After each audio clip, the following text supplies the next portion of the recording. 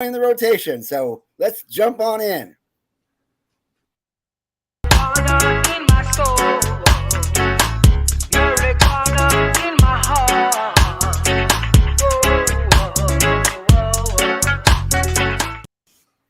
Actually, I lied. We don't go to church here. This is very true. Although we are in 3 different places right now, 4 if you want to include our guest. We are normally at 1714 7th Street in Ybor City, where it all began. At Chillum Glass Gallery, where our studio is there, and customers are coming in. Oh, absolutely. We have to have cheers for Chillum. Yeah. Well, let's introduce ourselves. I am Gary Stein, your political director for Suncoast Normal and the Master of Public Health. Although I think I'm going to call myself a doctorate now. We'll get into that. Right above me, calling from above the Beltway, where he hits them all below the Beltway, and our union guy, Chris Cano, our executive director. And to the left of him, our deputy director, Carlos. I just had a birthday, Ermida. I get both sound effects. Still work. Right. All you have to do is press that button to stop me from swearing, right? Is that going to work this time? Wait, what the are you talking about? Oh, there you go. It's working perfectly. And in the lower left-hand corner, our secret square, we have our very special guest, and I hope I pronounced your first name correctly. It is Eunic Ortizis. Is that correct? Eunic Ortiz, yes.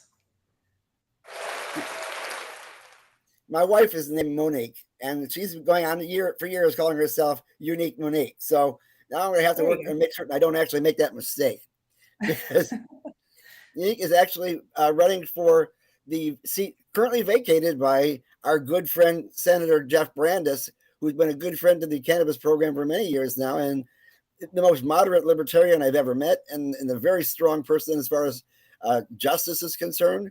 Mm-hmm. And those could be some big shoes to fill. Are you ready for it, Unique?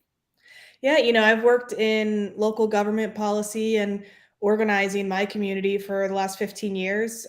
More than half of my career was working in labor, and I actually got to see the champions win their union contract for medical marijuana. All the medical marijuana workers in New York state are actually unionized, and I think that would be something great to see across not only the country, but also here in Florida to strengthen our union rights. And I'm running for this seat because I believe we need to bring bold leadership to Tallahassee, not just, I'm sure, on this topic that we're going to talk about today, but across the housing crisis we're facing, across access to healthcare, the fact that healthcare insurance does not cover most medication at a low cost is insane to me.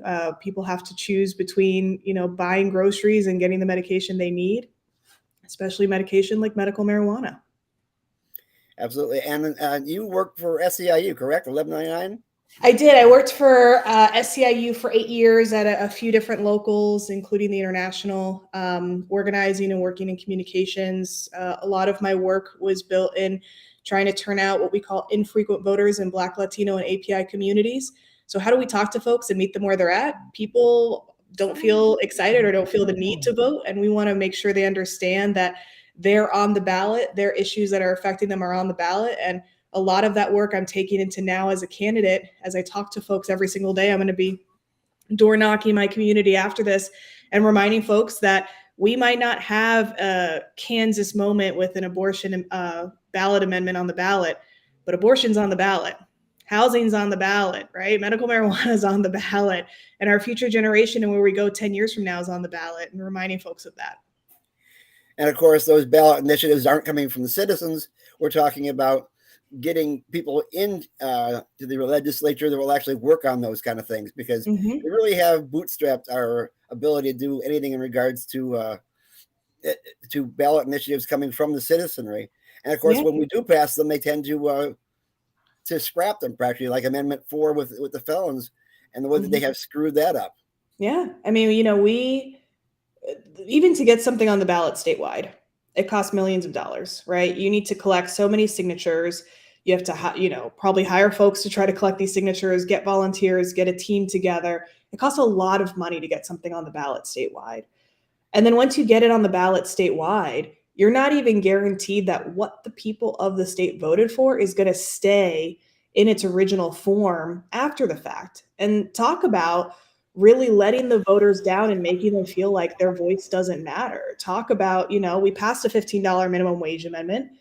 Thankfully, that stood intact, but that's not going to be fully in effect till 2026. We talked about returning citizens' right to vote, right?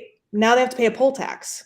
And frankly, after what happened a few weeks ago in Broward County with 3 people that just didn't understand the process in filing to register to vote, didn't understand what they were doing at that moment, the information needs to be there and folks need to feel unafraid and have a full access to their ballot.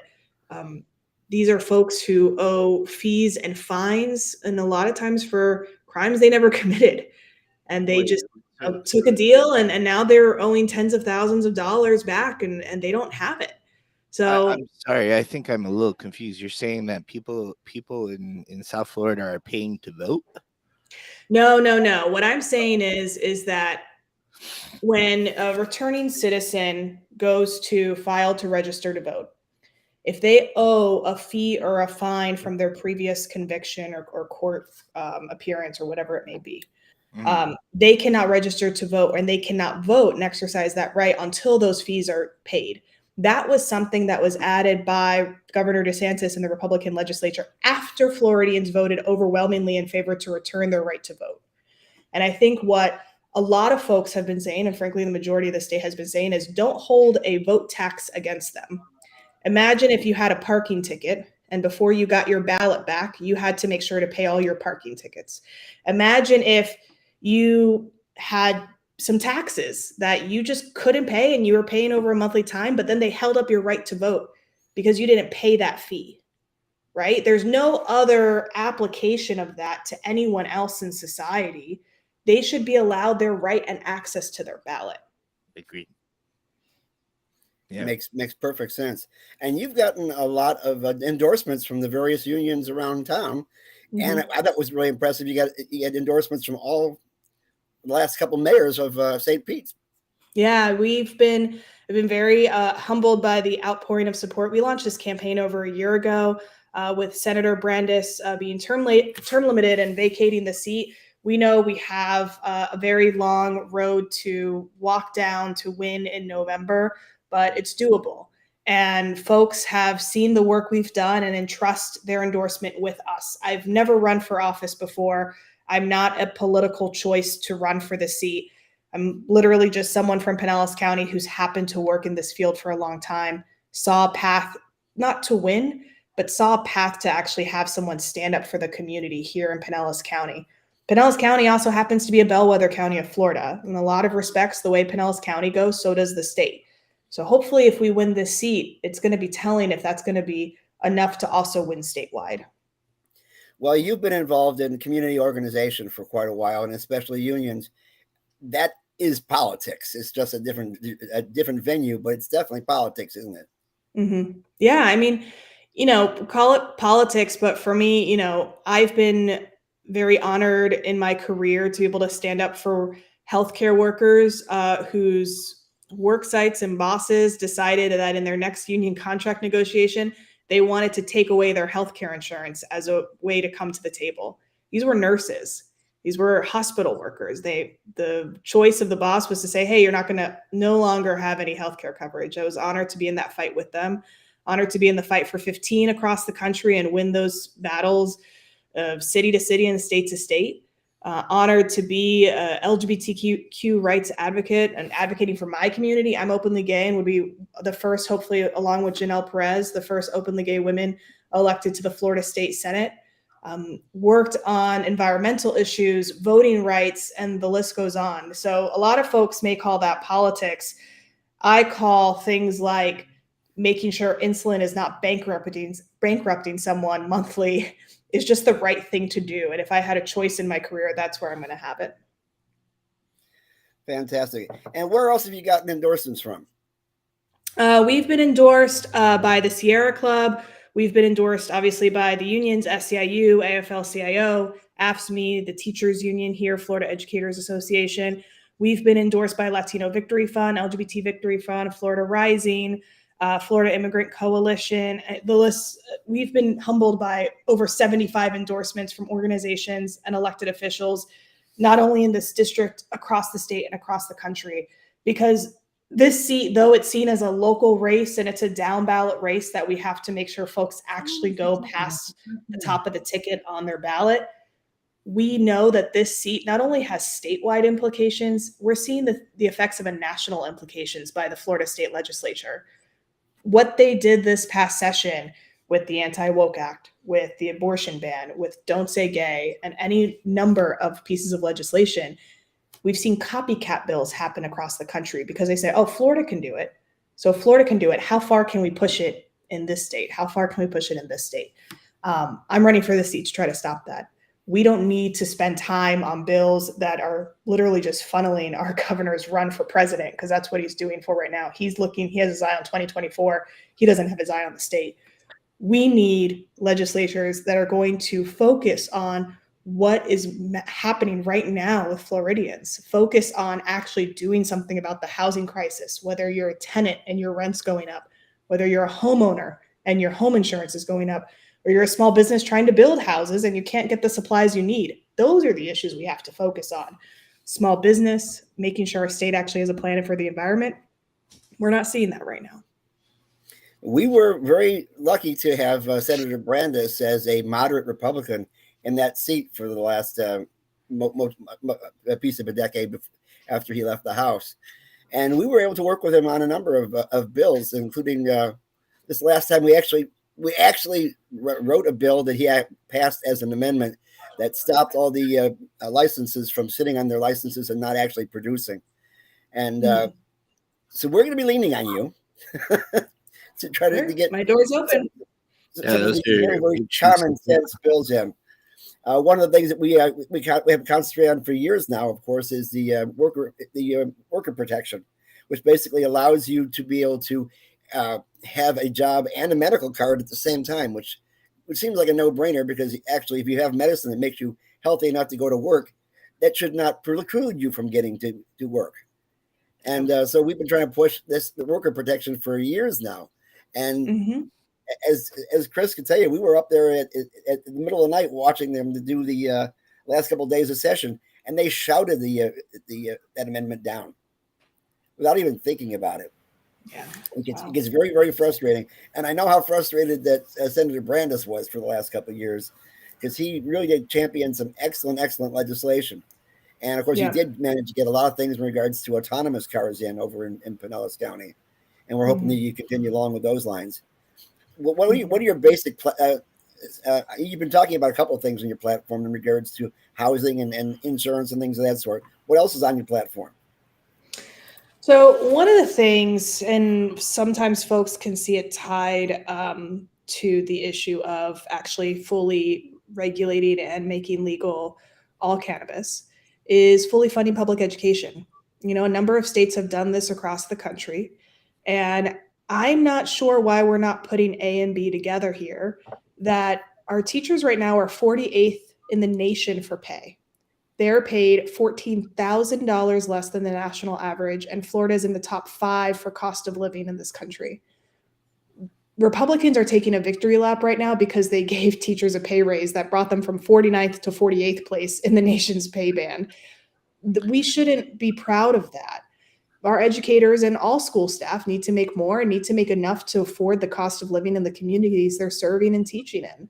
And that's a huge, huge issue for us. And when I talk about issues in this platform for the campaign, I'm not talking about issues I've chosen, because when we started this campaign in June of 2021, I was very, very focused on making sure I was sitting down with as many folks as possible to hear from them what the issues were. And our platform has been made up by these community conversations. So I would say education, number one, after housing.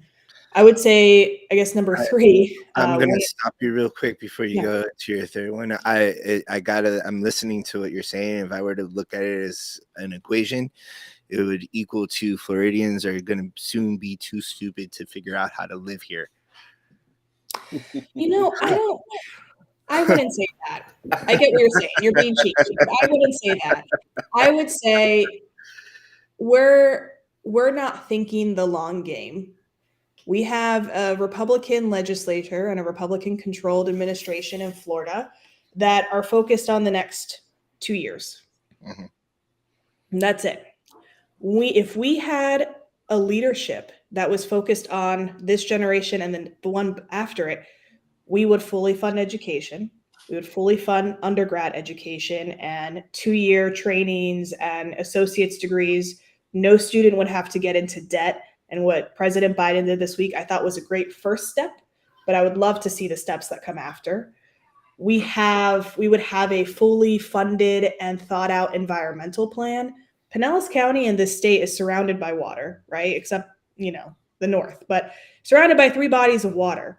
We need a plan to make sure our shorelines and our beach communities are here in 10 or 15 years. And that's a real crisis that folks are not listening to.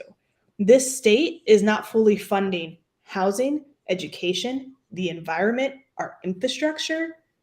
Where's that money going? We have an affordable housing fund called the Sadowski Fund in Florida that has hundreds of millions of dollars put into it every year, allocated from our taxes.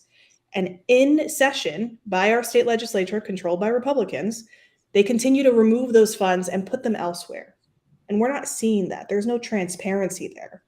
And while I think it's something like 130 or 150 million right now is still sitting in the Affordable Housing Fund, not being executed in spend. What else are we doing right now if not addressing that crisis? What else are we doing right now if not making sure our educators and government workers, whether you're a firefighter, police officer, you work in a municipality, you should be able to afford to live where you work.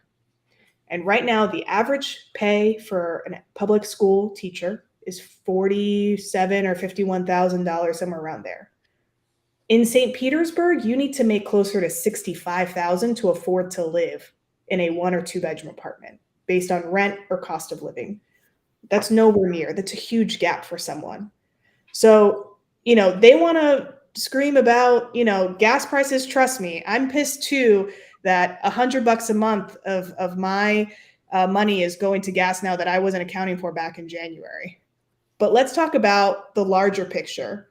When folks' homeowners insurance premiums have skyrocketed thousands of dollars a year. Let's talk about the cost of our taxes that we're spending in this state that are supposed to be going to the things helping us afford housing that are not, right? Let's talk about the pay we're paying government workers. It's not there. So I'm hopeful that that's something I can bring, hopefully when we're elected in November to the state Senate, and hopefully we can actually have some real change because it's far overdue. Well, Eunic, you got my full support in this fight.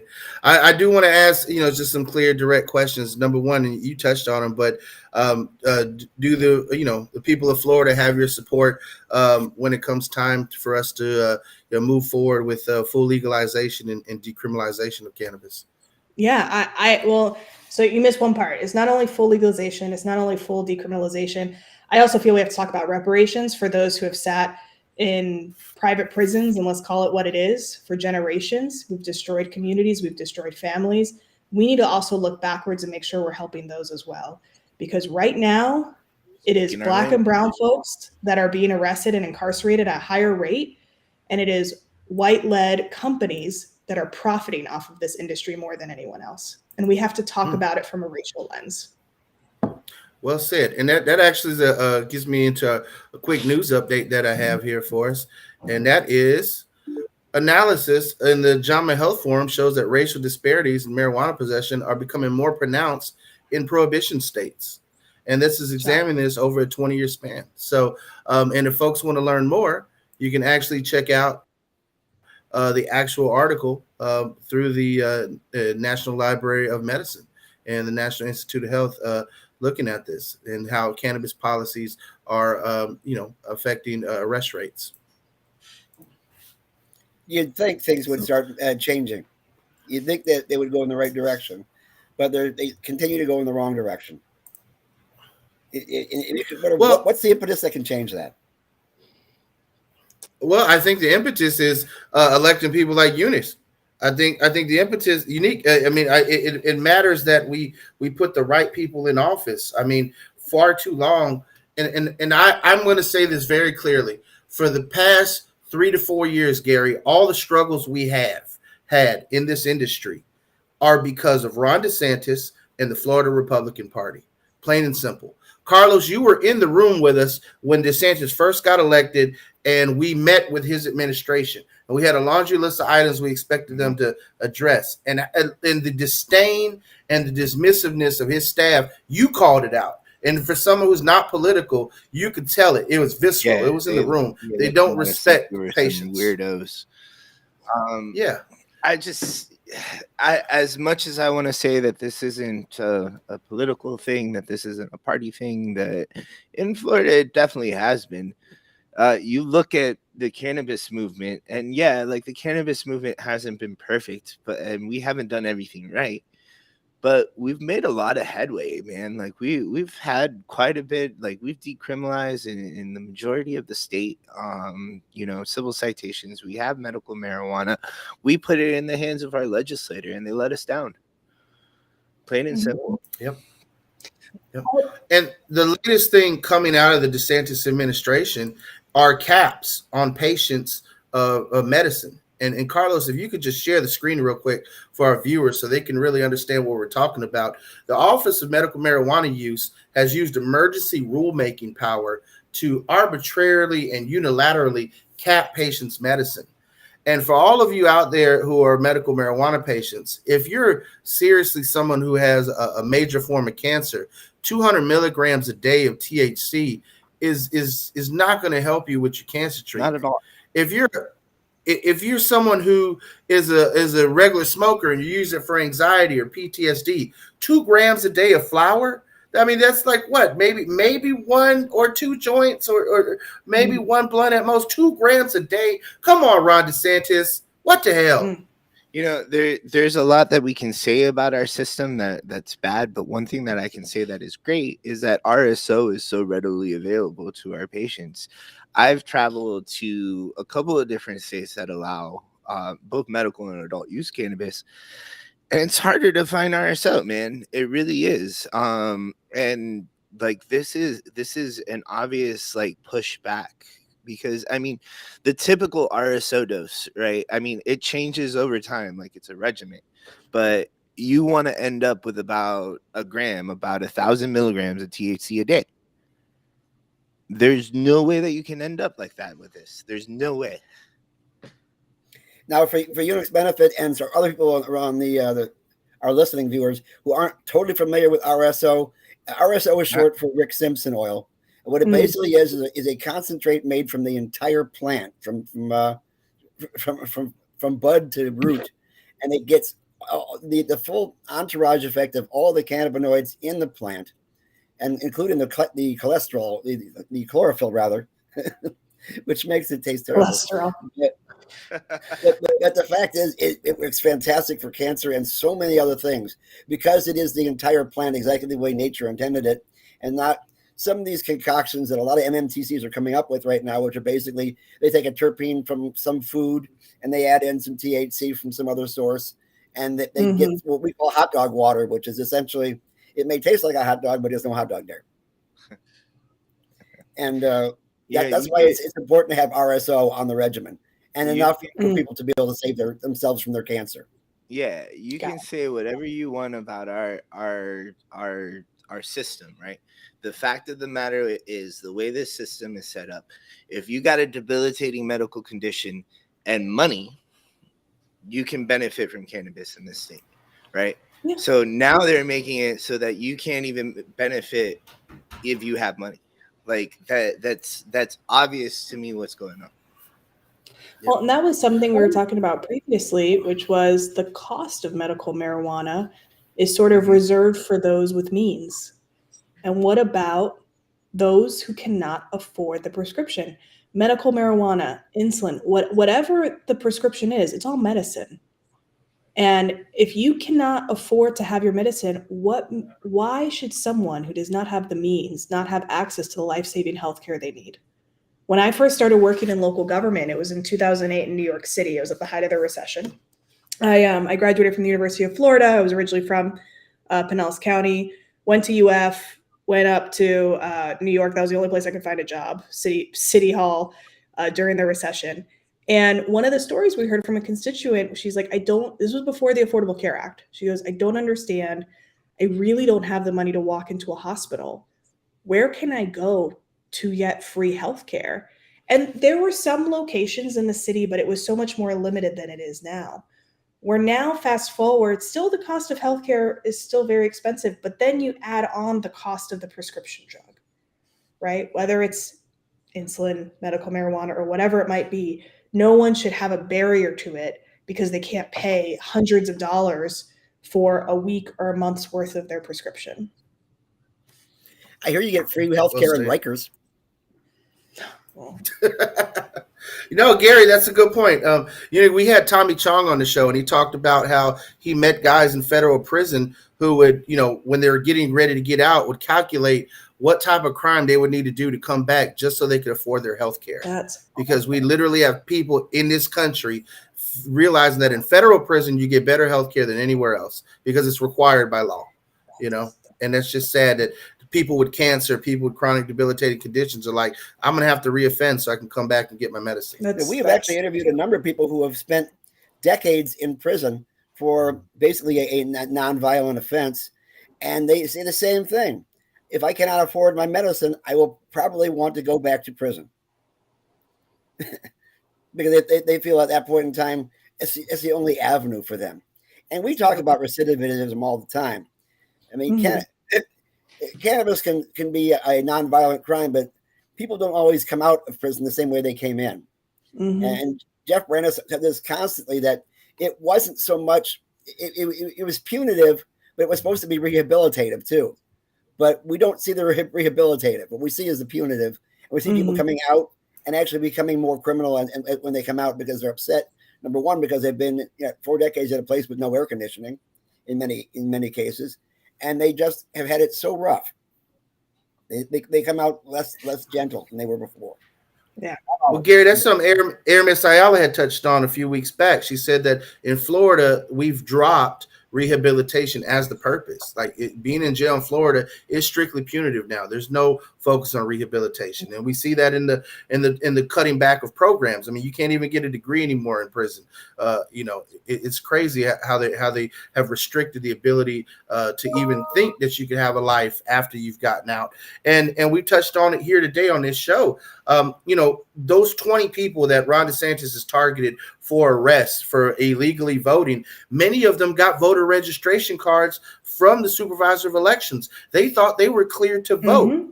So this witch hunt around voter fraud, which DeSantis is, I think it broke down to almost $200,000 per person that were wasted in tax dollars to prosecute these 20-some folks.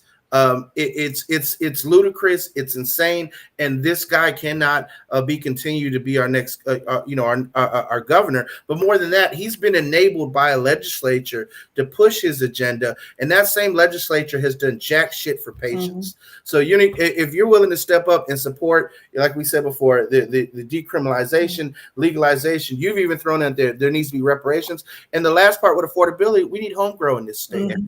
And all of that to be said, that you still need to be able to be protected and be able to keep your job and also to keep your current medical treatment without being kicked off of that. Because there are even pain management doctors who will kick people off of their pain management cold turkey if they choose to go the medical marijuana route. Yeah. We need to make sure that patients in this state are not being kicked out of their nursing homes and people aren't being fired from their jobs just for utilizing a state-sanctioned medicine. Or we're getting off the transplant list too.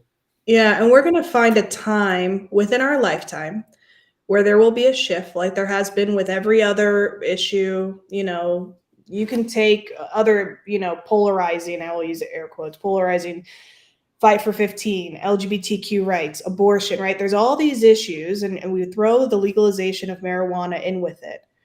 There will be a time where the folks who are standing in front of us to stop this are the folks who are going to make money off of this within our generation.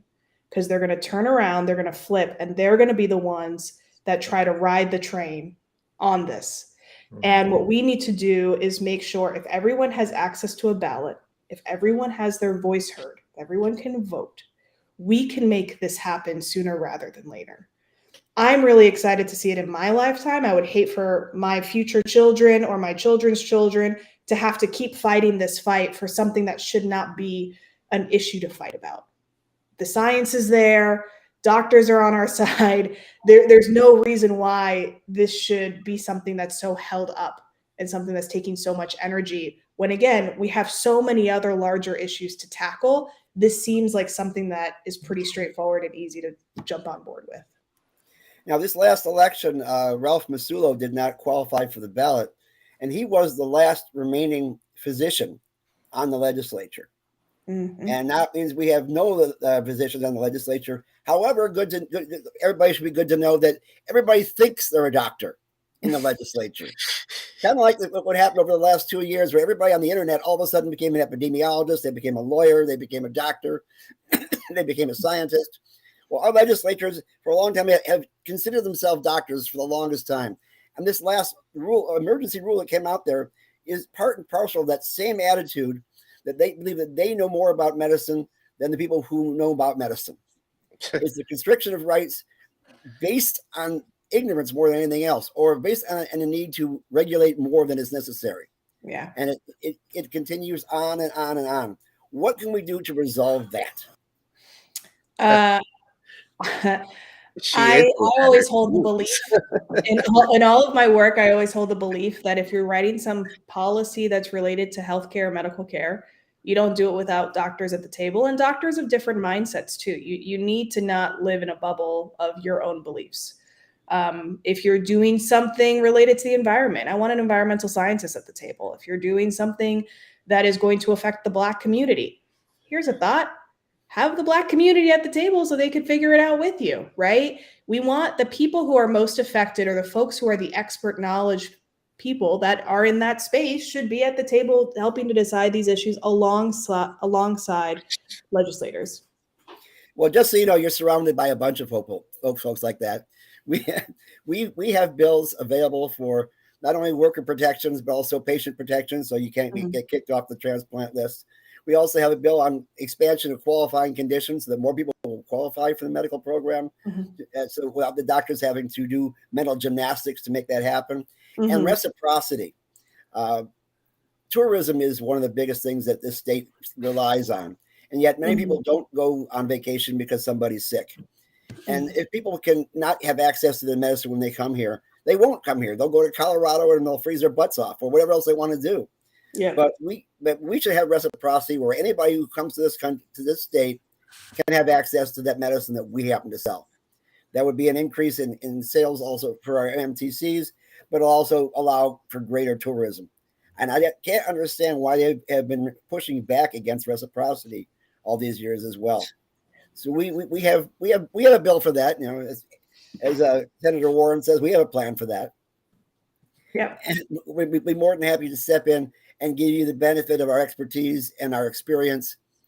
And believe me, Carlos may not look like he's experienced, but he's experienced. Oh, all of you seem very, very well versed in this topic. Well, Carlos, let's give Eunice the big screen and let it close out. Let folks know how they can support. Sure. So we have 72 days till Election Day, not that I'm counting.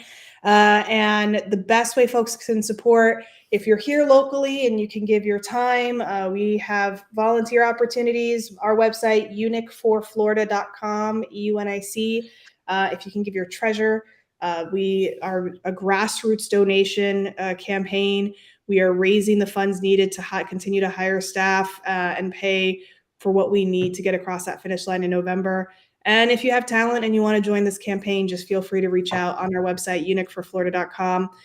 This seat is a seat where we can actually flip it from Republican to Democratic control.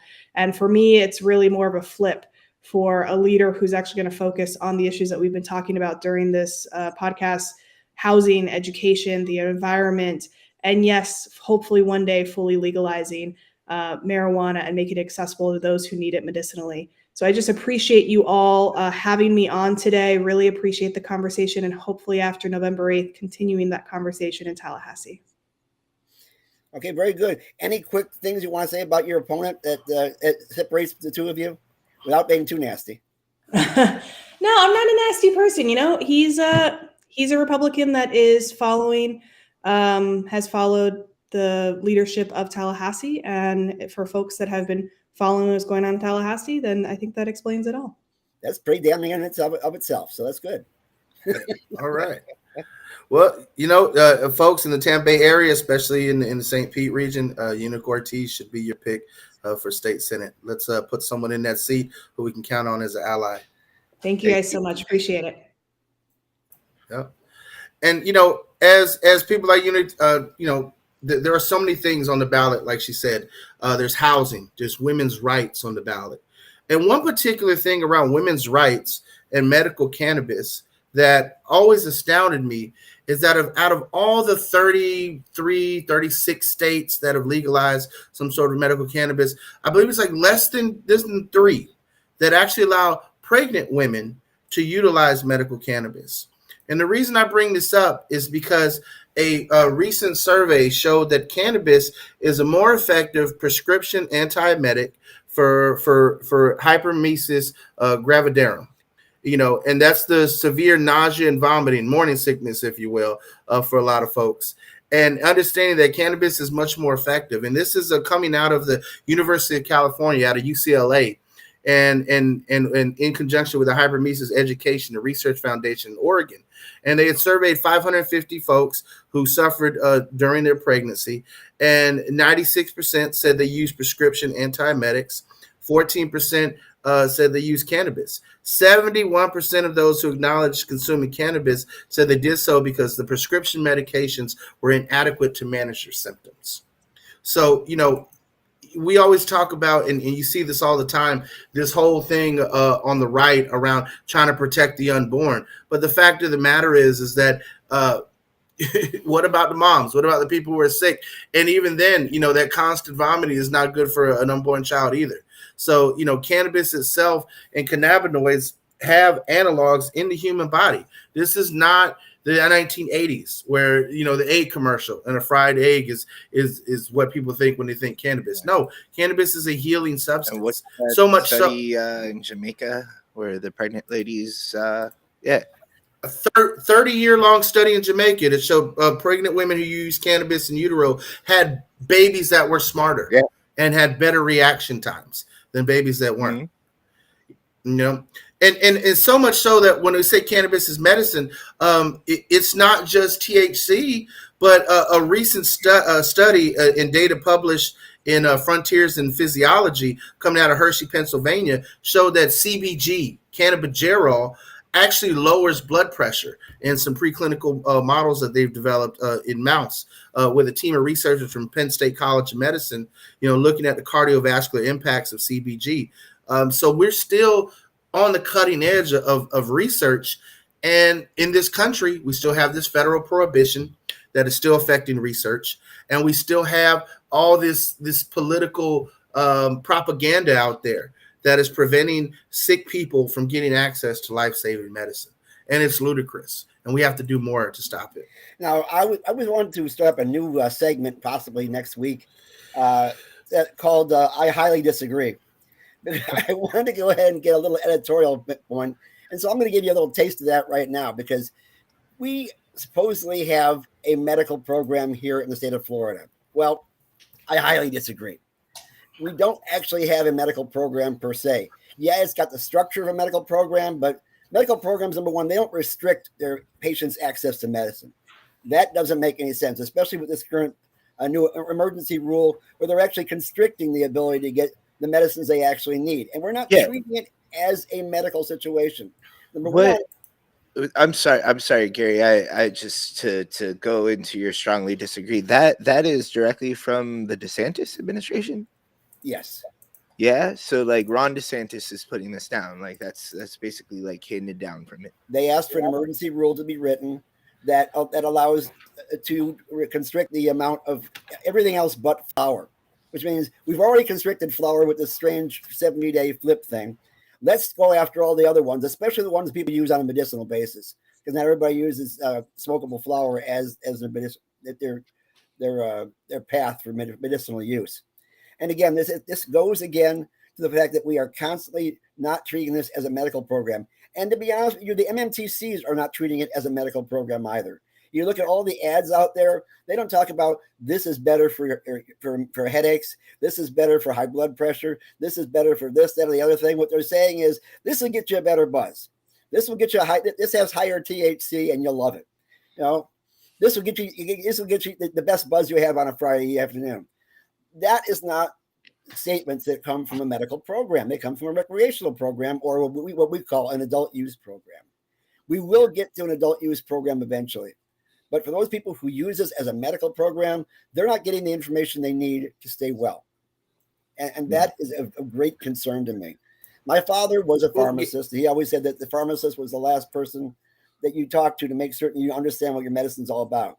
Try doing that with one of the average bud tenders or any of the MMTCs right now, and you will see a deer in the headlights. If you ask them any kind of medical question whatsoever. Yeah. They don't have the training. They don't have certification. And to be honest with you, they don't have a clue other than how to build a sale, which is not bad when it comes to selling is concerned. It's good if you're trying to build your sale. But is that what we're really all about, to try to make the patient spend as much as possible? That is what we're doing with. I mean, Gary, the state of Maine tried to shut down, preventing these MSOs from coming in and taking over them. And the federal court has just struck down the residency requirement for those seeking state marijuana licenses in the state of Maine in a 2-to-1 ruling. And so you got to think, well, the industry is throwing money to make sure that they can, essentially, they can operate in multiple states. It can be this takeover. And what we see in the grand scheme of things is, you ask, like, why are they doing this? And you're like, it's about money. I mean, look at this right here. This is the Florida medical marijuana industry. Everything is there, transparent. Look at who has the most locations. Look at who's moving the most products. Look who has licenses and doesn't have anything in the ground yet. And like you said, it doesn't seem like, in the grand scheme of things, these MMTCs are doing right by sick people. I mean, people still can't afford their medicine in this state. Sick kids who have cancer can't get access to it because it costs too damn much, and there is no right to home grow. And I've seen it time and time again. It's like, where are the MMTCs in supporting patients? They're not supporting patients. They're supporting their pockets. And now this kind of slipped through a lot of the news this last week, but DeSantis had mentioned the fact that the licenses here in Florida are making a ton of money, and there's no reason why the state shouldn't be getting more of that money. And so they plan on raising the fees to remain a MMTC, get more money from them. Now, of course, the MMTC would never pass those savings along to the customer, right? No. So what's going to happen, of course, is DeSantis is, if he gets his way, is going to have them again put out more money for their annual licenses or any other fee that he can throw at them, maybe even an excise tax, things of that sort. And of course, that rate hike is going to be thrown directly towards the patients, because where you at, Nate Jarowitz? Come on, guys. Seriously, like, how are you gonna say that fucking Ron DeSantis is good for this business? How can you say that this isn't a party thing here in Florida?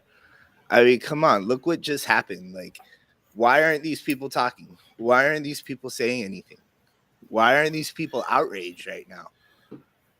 Well, here I just posted this video in the Normal of Florida Facebook page, and some lady was commenting, oh, she's an educator and a union organizer. No thanks. And I was like, you rather have a prohibitionist who doesn't support home grow in there?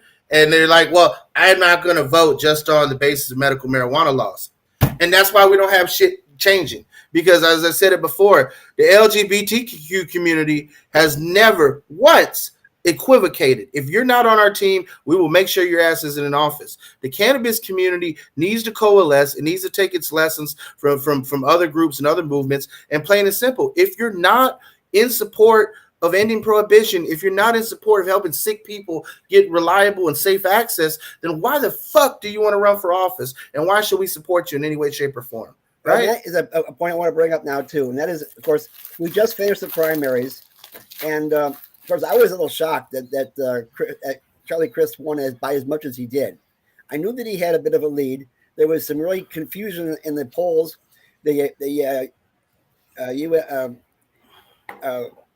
One poll said that he was up by 30 points. The other poll said that he was actually behind. And it actually was in the fact that he actually won by almost 30 points, actually 25 points. But the other thing that I noticed that was really a shocker was the fact that our friend Michael Minardi did not get as much of a support as he thought he would.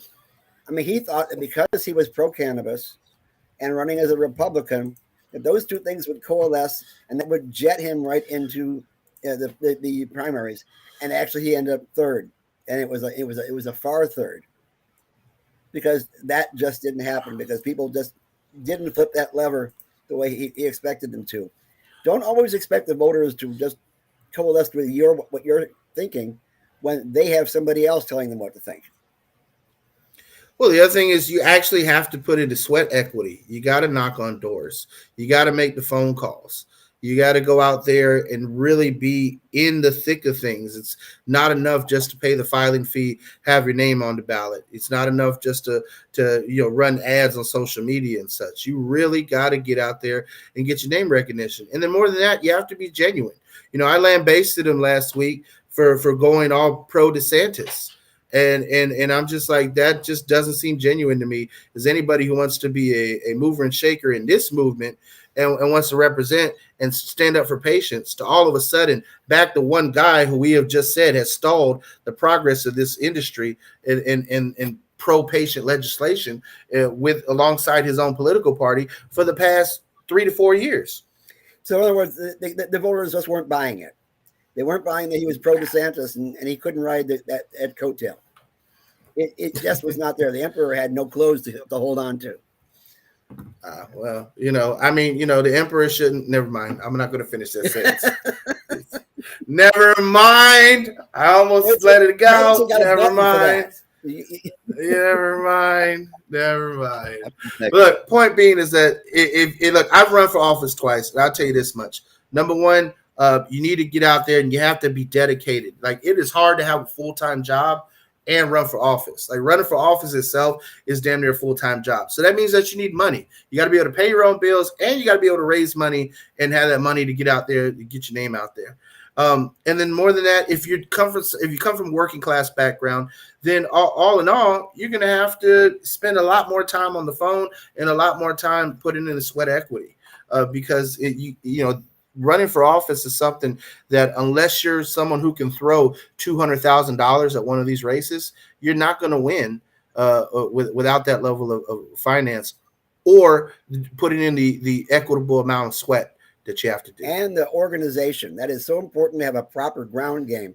I mean, if I had to pick one thing that propelled Obama into office, and that is the fact that he was a community organizer before he was a politician. And so he knew how to create a ground game that brought in a groundswell of the populace in towards that election. And that made a big difference. And it opened a lot of people's eyes. That made the difference for United for Care, Gary, was the ground game. Going out there and getting petitions. I remember in 2015 working alongside, Nick Ray, across 7 counties on the West Coast, working 12 and 16-hour days, collecting petitions to make that happen, to get it on the ballot, to get the awareness out there. You'd be surprised how many people didn't even know medical marijuana was a possibility. And then to have them, do the form completely. Like, hey, can you flip it over and sign it too? So just getting valid petitions was such an important part of getting the awareness out there. And I think that for moving forward, when it comes to adult use, it's going to take a ground game. And I think that's part of why you see an MSO like Trulieve and the Bellamy brothers putting up $5 million for their adult use, is that they know it is going to take a huge infrastructure in a 67 county state. Where you're going to need to get 1 million signed petitions, and you're going to have to battle the Supreme Court. And then you still got to go up against the powers that be that don't want to see this, like Geo Group, or like Core Civic, like Disney, or the Florida Chamber of Commerce. Also, there are people within our own industry as well. who are bound in knocking this down, because it's not exactly what they want. And you have to understand that sometimes you have to do things incrementally. I mean, that was the thing that really killed MILF. Ugh, I even hate to call it that. But the MILF bill that was put out by the MedMen folks, God bless their soul, they had a lot of people take all their money and throw it into the trash can by putting out all these fake petitions, all these fake names, Mickey Mouse, Superman, and all those guys tried to sign these damn petitions. And a lot of them just got thrown out en masse. Whereas, well, they thought they could throw money at it instead of putting together a reputable ground game, and letting people see that this is something that they can actually get behind. And this particular bill that's come out from True Leave and the Bellamy's, it's already getting a lot of pushback from people online who say, this bill is an abomination. It's giving the adult use program directly to the MMTCs, and there's going to be no home grow, et cetera, et cetera, et cetera. They got to at least get a chance to get it to the Supreme Court, and they got to at least get a chance to let the voters vote on it. I say, if you see a petition, sign it. Let the voters decide. You're not the only person who's thinking about this. I can understand how it's hard to. I mean, you got the freaking FBI investigation from the husband of the CEO of True Leave, looking into like how they're like directly responsible for the shit we're dealing with in this system, and not just in this state, in multiple states. Yeah, and this petition is directly funded by them.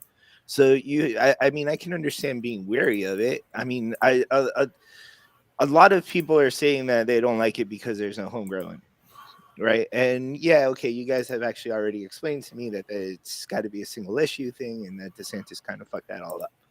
But I mean, it's running parallel with, or should be running parallel soon with another petition for home grow.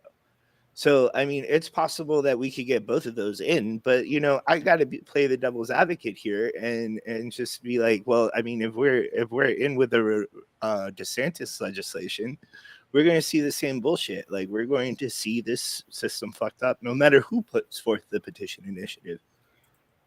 Oh, I'm going to put out a blast from a statement here and say that the best way to actually get this done is actually to have a ballot initiative for home grow that is successful first, and then go after adult use. I think if we try to go after this at the same time, it's not going to work, because the people are really going to be upset that there isn't home grow already in the legalization bill, and so that's going to fail. I think you're right, Gary. I think we've spent the past 52 minutes bitching about how our system sucks. Like I think there's a lot that we need to do before we move on to adult use. Yeah. So if somebody wants to put $5 million into a home grow bill first, I think that would be the way to go. And then after that, we can go towards legalization. I think that would be the way to go, unless we can get some way of getting a legislature to bend towards home grow. I got a great bill that actually allows them to regulate the system and make the home growers happy too. But it has to get to committee. Yeah, well, I mean, I think this is an open call to True Leave, to Verano, Move, Cure Leave, Liberty Health, Parallel, Soterra, Fluent, Vitacan, Grow Healthy, Sunnyside, Cannabis, Sanctuary, Cannabis, Green Dragon, Rise, Planet 13, Cookies, Flowery, Jungle Boys, Green Century Holdings, Gold Leaf, all of you. If you have a license in the state of Florida and you want to benefit from the adult use market, then we're going to ask you for two clear things. One, you need to be supporting home grow for our patients. And two, you need to be supporting the mission that we have here at Suncoast Normal. You need in advocating for patients, whether you like us talking shit about your organization or not. We provide a vital resource in making sure that you don't lose sight of your own moral compass, that you do remember that you got into this business to help sick people. And when sick patients call us and tell us, oh, it's not affordable, I can't afford $300 for a doctor recommendation, that $75 for a card is crazy, it's too much. People every 8-9 months having to drop $400 to get things renewed. That's just out of pocket for so many people who are working class in this state. And so the system cannot just be one that benefits the upper middle class, that benefits the rich. And then even then, these dosing and supply limits from the DeSantis administration are ludicrous. 2 grams a day for smokable flower. Ron DeSantis, if you can show me that you yourself smoke at less than 2 grams a day, I don't believe it. Even when you were a smoker, I know goddamn well you weren't smoking less than 2. You were smoking more than 2 grams a day. Come on, man. Let's have some common sense. Let's have some compassion for the patients. I mean, Chris has got the lungs for it, but he can do 2 grams before lunch. I guarantee it. And still go to work. I mean, I'm just saying, Gary, an eighth, would have been even more. If you had to restrict it, and you had to be a prick about the restrictions, an eighth, 3.5 grams would have been the bare minimum that I would even think would have made sense. Like if you're smoking an eighth a day, that almost seemed half reasonable as their cap. But 2 grams a day on flour does not seem like a reasonable cap in any way, shape, or form. It reminds me of when we went to that decriminalization hearing in Lakeland, and that lady was like, oh, Mr. Kano and Normal and them are advocating for 20 grams or less to be decriminalized. That's 60 joints. And I'm like, where the fuck do you get 60 joints out of 20 grams? And I'm just thinking, how do you get 2 grams a day as an allotment for a sick patient? I mean, I don't get it. That's what 4.5s. Come on. I don't understand why there's such a distinction between edibles and oral. Like 60 milligrams if it's in a throat lozenge or a gummy or a chocolate, but if you're taking it in a capsule form, it's 200 milligrams. It's literally the same thing. Well, originally, 60 oral was milligrams. supposed to be something you get absorbed into your mucosa in your mouth, like tincture. That was the original idea. They have the sublingual tincture is a separate category. So it's like it's screwed up. That's how you can tell us now doctors who are submitting to this. These are people who don't even have decent degrees in public administration and probably didn't smoke weed in college either. We're in the MMU. So we got to get Doc Block back on.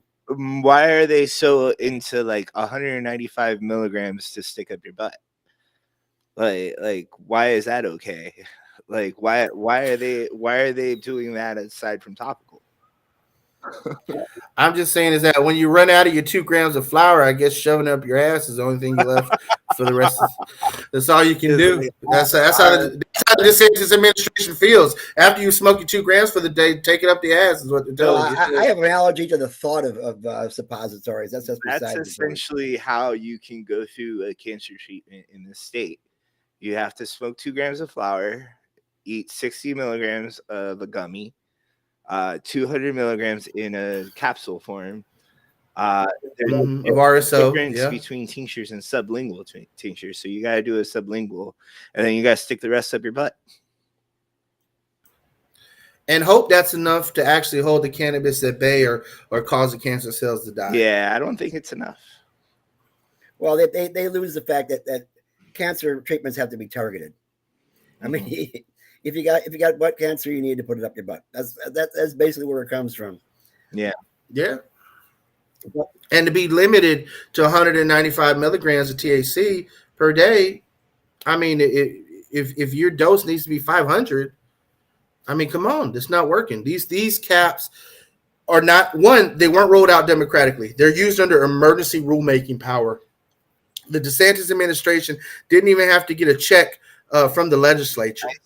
They're used. You could definitely sum up that they're singling out suppository for people with colon issues. And let's not forget also who is in charge of the DOH. It's not just the director who won't talk to us unless his lawyers say it's okay. It's the Surgeon General who believes that vaccines can kill you, and that COVID really is not a big deal. And God knows what other things that he thinks that are valid that are not valid. We don't have the best Surgeon General right now. I'm hoping that's one of the things that gets changed out this coming January as soon as possible. How can you see this coming from him? It's legalization and still support these assholes, man. Like, how can you do that? Like, it just makes no fucking sense to me. I need to move. I need to fucking get the fuck out of the state. Like I'm ashamed of it, but I think I'm about to fucking give up and just fucking leave so I can finally be happy, because they're making it impossible. My dream's to own a fucking dispensary in the state, and they're making it impossible for me to do so. Well, let's start making the changes that happen. We've already gotten past the primaries. We now know exactly who we got to deal with in regards to the general elections.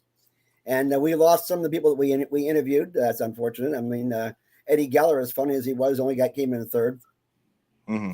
And I thought he was a very, very bright candidate, but he just didn't have the name recognition to move forward on that thing. Maxwell Frost over in Orlando, he managed to come in pretty high, which was impressive. And he wants to come on the show, and we'll be talking to him soon, too. Awesome. I'm looking forward to having them. I mean, Generation Z, the first, candidate. Millennials have always been the younger candidates. Now we have someone from the next generation coming up, could be the first Gen Z member of Congress. Be excited to have him on the show, see what he thinks. Absolutely. And Aramis Ayala won in her primary, which I think is wonderful. Woo! Baller, Aramis. Yes, we need her as Attorney General. I thought her comments and her philosophy on jurisprudence were definitely right on point for someone we need to defend the patients in this industry. And Miss Cindy Bonnier, she has gone forward. Of course, she didn't have a challenger, but also Rebecca Jones won her primary over in CD1. Hey, that's awesome. She fought the court battles. She beat off a primary opponent, and now she gets to take on good old Matt Gaetz. Yeah, which is funny because the guy who was running against Gaetz was shocked that he lost. He thought that by now Gaetz would already be in jail, so therefore he would automatically be the candidate.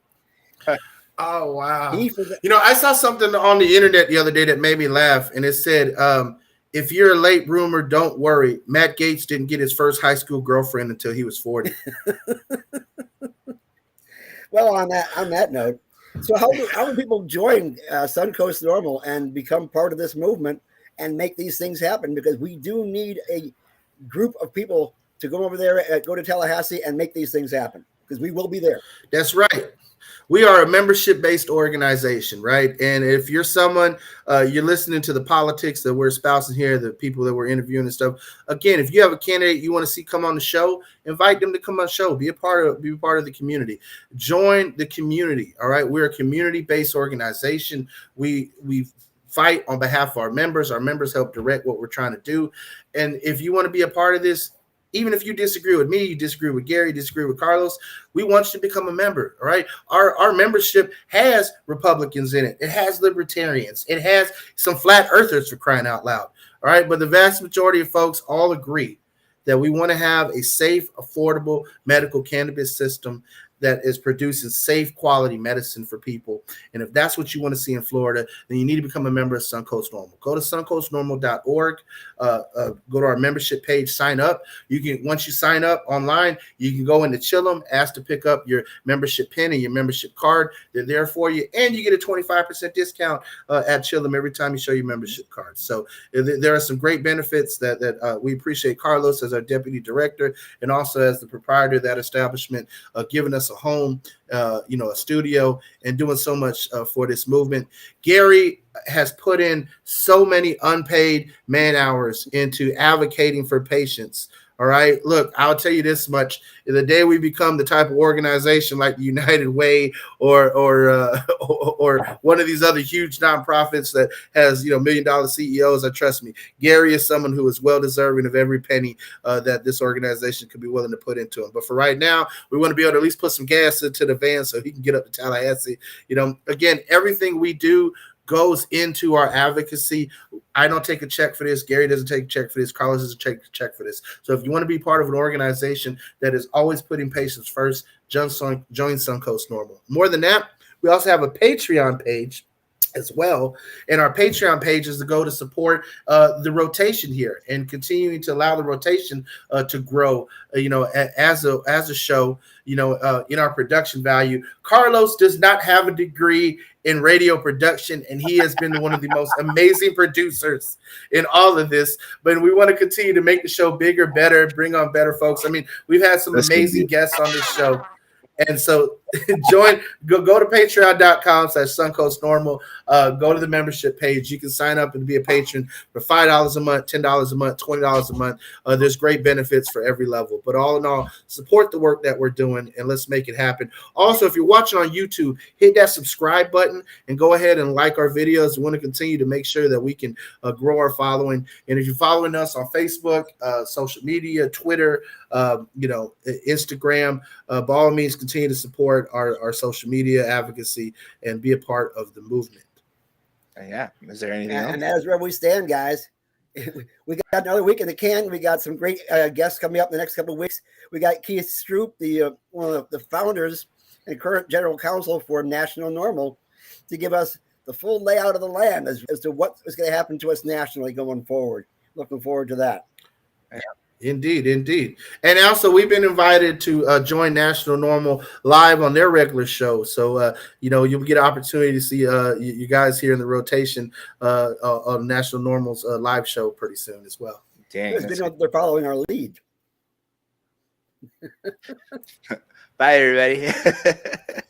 Have a great week. Have a great Labor Day. Remember, unionism is not communism.